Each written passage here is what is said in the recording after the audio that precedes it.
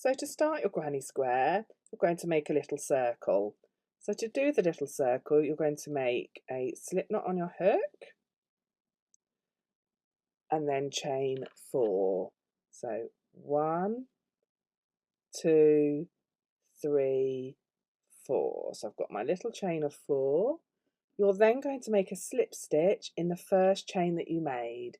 So that is the chain that's right next to the knot. So all the way back at the beginning, pop your hook underneath that first loop. Just lift it up so you can see where I've gone. Grab the yarn and put it through that loop and the loop on your hook, which fastens it. So a slip stitch is a fastening stitch, and that leaves you with this little circle here. All of the stitches we make now are going into the centre of this circle. If you're new to crochet, you may want to mark them with a stitch marker. So you can get your stitch marker, lots of different stitch markers, but this is one I had hanging about, and just pop it in there. So everything I'm going to make is going into the centre of that circle. Then I'm going to chain 3 in the air. This is the first pretend stitch. Now, the patterns are written in US terms, not UK. If you are one of my UK customers, I'm sorry that if that causes confusion. I was in a very happy position that the book is getting published in the States, which I'm thrilled about. So the decision was made that it would be written in US terms. You've got your conversion chart in the book. Any questions, message me, and I'm also going to talk it through as I go, the fact that how you can make that conversion. So chain 3. Now, as I say, in US terms, it says make 11 double crochets in the ring. In the UK, we call a double crochet a treble crochet. So in US terms, it's a double crochet.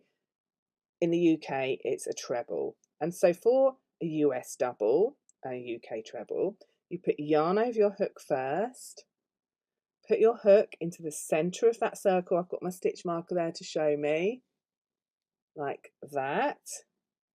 Hook onto the yarn, pull the yarn back through to the front, 3 loops on your hook. Can you see there?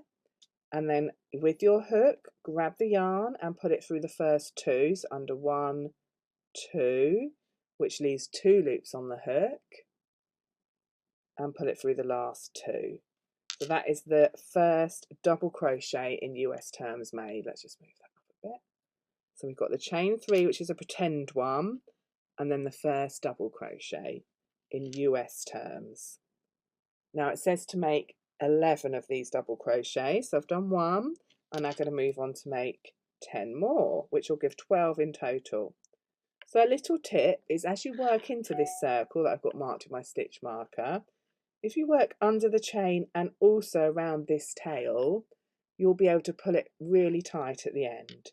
So yarn over, into the circle, under the chain, so into the chain. When I say into, I mean in the hole, and also drape the tail around it. Hook onto the yarn and put it through. Gives you 3 loops, yarn over through 2, yarn over through 2. So that is the second one made plus the chain 3, so a total of 3. We're looking for 12.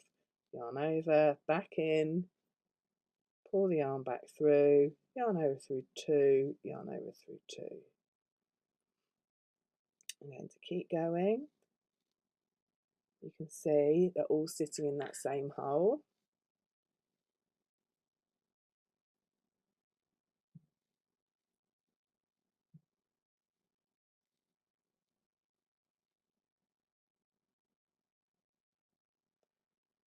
You're getting carried away and going too far, so I'll split the yarn.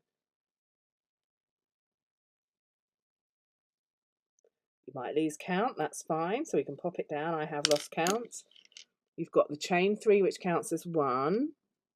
And then when you're counting double crochets, I like to actually just count the posts. I find it easy. You can count these V's on top.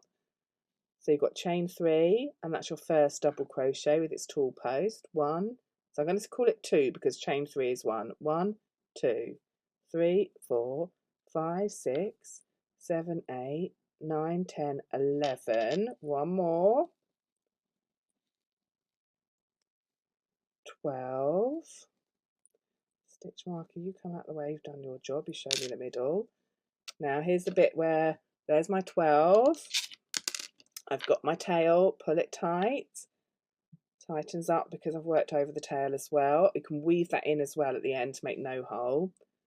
I'll show you that on week 2. And here's the first chain 3 we made. 1, 2, 3. Pop the hook through the third of that chain 3. So push it through the chain, like so. Hook onto the arm, put it back through the chain and through the loop on your hook. And then you're going to fasten off, which just means cut off the yarn.